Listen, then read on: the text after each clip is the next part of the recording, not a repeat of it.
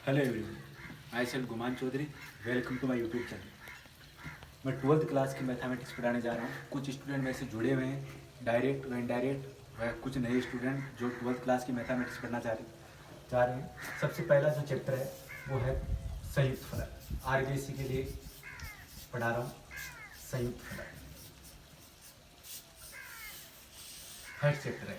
अब यदि संयुक्त फलन की यदि बात करें तो वैसे ये लैंग्वेज का चैप्टर है, डिफिकल्ट कैटेगरी में डाला गया है। संयुक्त की बात करें तो संयुक्त का मतलब होता है कि दो या दो से अधिक फलन को हम क्या करने जा रहे हैं, जोड़ने जा रहे हैं। लेकिन बात ये आती है कि फलन क्या होता है, फलन। तो इसलिए हम सबसे पहले फलन के बारे में थोड़ा सा पढ़ेंगे। फलन, अब ये फलन हमने एक शब्द पढ़ा था 11th क्लास की मैथमेटिक्स में, लेकिन इस फलन के जस्ट पहले एक शब्द हमने वो पढ़ा था जिसका नाम था संबंध। अच्छा, संबंध जो पढ़ा था इससे जस्ट पहले एक हमने शब्द और पढ़ा था जिसका नाम था समूह। अच्छा, अब देखिए सिमिलरली हमारे पास तीन वर्ड लिखे गए हैं। यहाँ तक पहुँचने के लिए हमें इन तीनों वर्ड का पता होना चाहिए, बिल्कुल बेसिक पता होना चाहिए। और डिटेल हम ज़्यादा नहीं पढ़ पाएंगे, वो सारा 11th का मैटर है। लेकिन समुच्चय, संबंध व फलन, इन तीनों का यदि हमें पता है तो हम संयुक्त फलन के बारे में पढ़ सकते हैं। अच्छा, अब तीनों जो वर्ड लिखे गए इसमें से एक वर्ड ऐसा है जिसको हम जनरली जानते हैं, जो होता है संबंध। संबंध का मतलब ये होता है कि जनरली हमारे पास एक परिवार या एक या किसी दो अलग अलग परिवारों के बीच का जो रिलेशन, यानी कि जिस प्रकार से उसके बीच का जो रिलेशन है वही हमारे पास जनरली संबंध कहलाता है। तो इसका मतलब ये हुआ कि हम वही संबंध पढ़ने जा रहे हैं, लेकिन उसको हम मैथमेटिकल तरीके से पढ़ने जा रहे हैं। अच्छा, ये संबंध है, इसका मतलब ये हुआ कि इसका मतलब परिवार को जो जिक्र हुआ था वो एक समुच्चय, गणित में इसको हम क्या बोलते हैं, परिवार को समुच्चय बोलते हैं। अच्छा, ये फैमिली ही एक समुच्चय है, इसको हम बोलेंगे परिवार। अब ध्यान से देखिए, इसका मतलब परिवार की डेफिनेशन और समुच्चय की डेफिनेशन एक दूसरे से को रिलेटेड है। परिवार की डेफिनेशन जनरली क्या होती है, परिवार की डेफिनेशन ये होती है कि एक ऐसा स्थान जहां बहुत सारे लोग इकट्ठे हैं और वो सारे लोग एक उचित परिभाषित शब्द से जाने जाते हैं। जैसे कि हम अपने आस पड़ोस में देखते हैं, जैसे कि एक कोई परिवार है जिसको हम जनरली शर्मा जी के परिवार के, मान लें कोई शर्मा जी का परिवार है, उसको हम जनरली शर्मा जी के परिवार के नाम से जानते हैं। अच्छा, इसका मतलब ये हुआ समुच्चय की वही डेफिनेशन जो मैंने परिवार की दी, समुच्चय का भी वही डेफिनेशन होती है। इसका मतलब ये हुआ कि अवयवों का ऐसा संग्रहण, यानी कि अवयवों को संग्रहण का मतलब इकट्ठा कर रहे हैं, अवयवों का ऐसा संग्रहण जिसको हम उचित रूप से परिभाषित कर सकें। इसके एक और डेफिनेशन दे हम इजी वे में, तो ये होता है कि सुपरिभाषित अवयवों का संग्रहण ही समुच्चय कहलाता है। इंग्लिश में इसको बोलते हैं सेट। इंग्लिश में इसकी डेफिनेशन दे तो A set is a collection of well defined element। अब हम दोनों चीजों को को रिलेटेड करके पढ़ रहे हैं। ये तो हो गया समुच्चय, ये हो गया संबंध। फलन इसके बाद पढ़ेंगे। समुच्चय सुपरिभाषित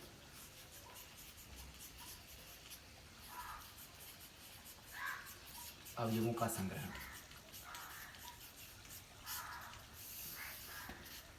अच्छा, समुच्चय को हम किसे डिनोट करते हैं,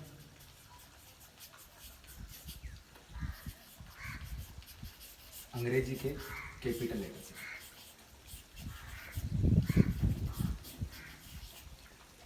और अवयवों को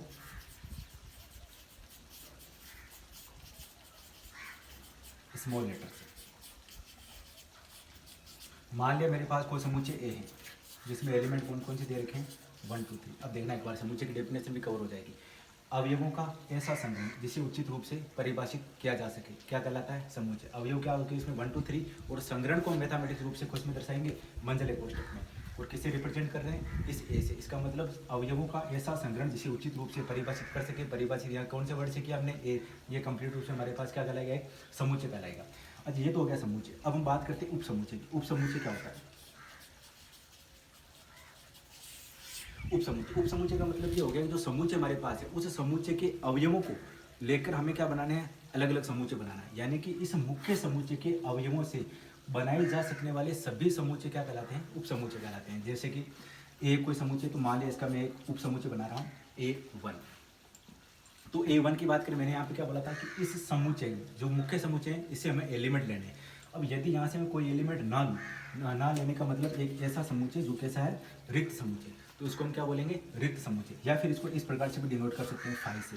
यानी कि ये एक, यदि हम कोई भी एलिमेंट मुख्य समुच्चय से कोई भी एलिमेंट ना ले तो वो भी अपने आप एक उप समुच्चय होता है, जिसको हम क्या बोलते हैं, रिक्त समुच्चय बोलते हैं। जिसमें कोई भी एलिमेंट नहीं, जिसको या तो इस प्रकार से डिनोट करते हैं या फिर इस प्रकार से डिनोट करते हैं। अच्छा, इसी प्रकार एक यहाँ पे क्या हो जाएगा 2, जिसमें एलिमेंट 1 ले सकते हैं।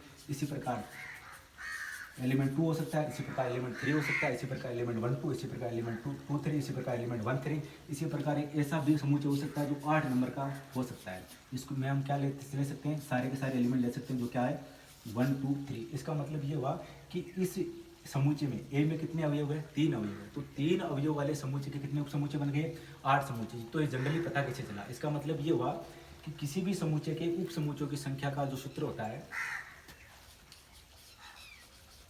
उपसमुच्चयों की संख्या वो होता है 2 की पावर n, जहां n क्या होता है, समुच्चय में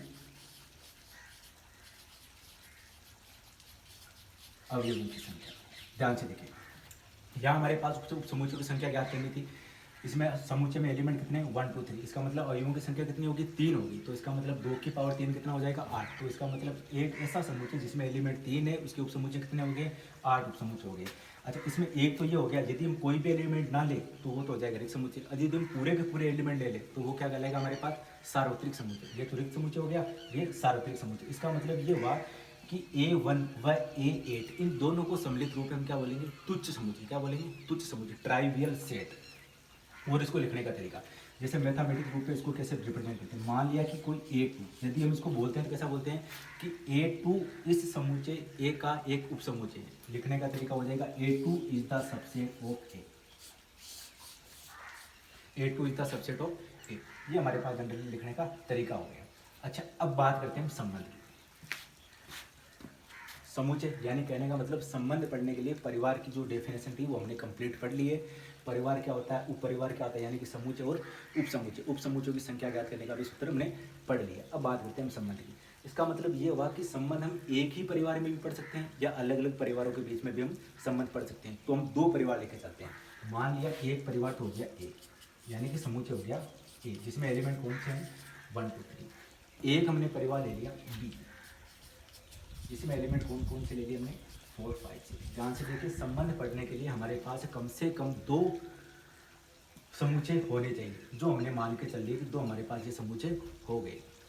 अब देखो एक बात, जनरली हमारी सोसाइटी में जो संबंध हम लिखते हैं वो सोसाइटी के संबंध लिखने का तरीका क्या होता है कि दोनों परिवारों के बीच हम क्या लिखते हैं, रिश्तेदारियाँ। उसके रिश्तेदारी को हम क्या बोलते हैं गणित में, कार्तीय गुणन। क्या बोलते हैं, कार्तीय गुणन। इसका मतलब ये हुआ कि 2 समुच्चयों के बीच में यदि हमको संबंध पढ़ना है तो हमें पढ़ना पड़ेगा कार्तीय गुणन। कार्तीय गुणन को लिखने का तरीका क्या होता है, A क्रॉस B। अब ये A क्रॉस B वास्तव में गुणा होता है या क्या होता है जो हम पढ़ने जा रहे हैं। इसका मतलब ये हुआ कि A और B में जो भी एलिमेंट है इन सभी एलिमेंट्स का हमें युग्म बनाना है, और उस युग्म को क्या बोलेंगे हम, क्रमित युग्म। देखो युग्म बना के देखते हैं, पहले A लिया है तो A का पहले एलिमेंट ले लो 1। अच्छा, उसके बाद B के सारे एलिमेंट लेके ले लो, 1 का 4 के साथ, 1 का 5 के साथ, 1 का 6 के साथ। इसी प्रकार ये कहाँ से जाएगा 2 4 2 5 2 6। इसी प्रकार 3 4 3 5 3 6 कहाँ से जाएगा ये 3 6 तक। अब ध्यान से देखिए, ये हमारे पास A व B, ये कार्तीय गुणन हो गया। और कार्तीय गुणन में हमारे पास यहाँ पे क्या लिखे गए हैं, कार्तीय गुणन में यहाँ पे हमारे पास लिखे गए क्रमित युग्म। समुच्चय में जनरली हमारे पास एक एक एलिमेंट लिखा गया था, कार्तीय गुणन में हमारे पास एलिमेंट ना होकर क्या है, युग्म बना गया है। तो इसी युग्म को हम क्या बोलेंगे, क्रमित युग्म। तो ये हो गया हमारे पास क्रमित युग्म। अब यहाँ पे बात आई थी कि क्रमित युग्मों की संख्या क्या है। क्रमित युग्मों की संख्या, क्रमित युग्मों की संख्या होता है कि number of element in A into number of element in B. इसका मतलब ए व बी में उपस्थित अवयवों की संख्या का गुणा जितना होता है वही हमारे पास क्रमित युग्मों की संख्या होता है। तो यहाँ हमारे पास क्रमित युग्मों की संख्या कितनी हो जाएगी, 3 × 3 = 9। यह होगी हमारे पास क्रमित युग्मों की संख्या इस क्वेश्चन के लिए। अब देखो एक बात, अब हम लिखने जा रहे हैं संबंध। हम कहाँ तक पहुँचे हैं अभी, कार्तीय गुणन तक। कार्तीय गुणन तक पहुँच गए। अब एक बार वापस समझने की जरूरत ये है कि समुच्चय में हमारे पास अवयव के स्थान पे, समुच्चय में हमारे पास क्या है, जनरली अवयव लिखे गए हैं, लेकिन कार्तीय गुणन में अवयव का स्थान किसने ले लिया, कर्मित युग्म का। कर्मित युग्म क्या होता है, जो हमारे पास समुच्चय लिखे गए हैं जिस सीक्वेंस में लिखे गए उसी सीक्वेंस में उनके अवयवों का जो युग्म होता है वो कहलाता है कर्मित युग्म। अब कर्मित युग्मों की संख्या क्या होती है, इस ए में उपस्थित अवयवों की संख्या और बी में उपस्थित अवयवों की संख्या का गुणा हमारे पास कर्मित युग्मों की संख्या होता है। अब एक मैं यहाँ पे लाइन लिखने जा रहा हूँ कि संबंध क्या होता है। सभी संभावित संबंध, सभी संभावित संबंध कार्तीय गुणन का उपसमुच्चय होते हैं। इसका मतलब ये हुआ कि यहाँ जितने भी हमारे पास रिलेशन लिखे जाएंगे वो सारे के सारे रिलेशन इस ए क्रॉस बी का उपसमुच्चय होंगे। तो यहाँ हम ये बात याद कर सकते हैं कि हमारे पास टोटल नंबर ऑफ रिलेशन क्या होगा, total number of relation. Total number of relation का मतलब ये हुआ कि यहाँ हमारे पास जो इतने इसके उपसमुच्चय होंगे वही हमारे पास क्या हो जाएगा, कर रिलेशन की संख्या। तो उपसमुच्चय की संख्या ज्ञात करने का सूत्र क्या था, 2 की पावर n, 2 की पावर n था। और यहाँ n क्या था, अवयवों की संख्या, जबकि हमारे पास यहाँ n क्या है, क्रमिक युग्मों की संख्या। तो यहाँ बताओ रिलेशन की संख्या कितनी हो जाएगी, 2 की पावर 9। तो यहाँ पे कितना हो जाएगा, 2 की पावर 9 रिलेशन हो जाएगा। इसका मतलब ये हुआ कि हम संबंध की डेफिनेशन तक हम जनरली यहाँ तक पहुँच चुके हैं कि संबंध होने के लिए हमारे पास जो दो समुच्चय थे, दो समुच्चयों का कार्तीय गुणन कर लिया और हमारे पास प्रत्येक संभावित रिलेशन जो होता है वो ए क्रॉस बी का उपसमुच्चय होता है। इसका मतलब ये हुआ कि जो हमारे पास उपसमुच्चयों की संख्या ज्ञात करने का सूत्र था 2 की पावर n, वही हमारे पास इधर संबंध ज्ञात करने की संख्या हो जाएगा 2 की पावर n। यहाँ n हमारे पास अवयवों की संख्या, यहाँ n हमारे पास क्रमिक युग्मों की संख्या, जो हम जनरली इस प्रकार से लिख सकते हैं। अब देखो एक बात कि हम फलन से संबंध की तरफ जाते हैं, संबंध से समुच्चय, यानी यहाँ तक हम संबंध तक पहुँच चुके हैं। अब देखो संबंध से हम फलन की तरफ कहाँ तक पहुँचते हैं। अब एक बार पॉज कर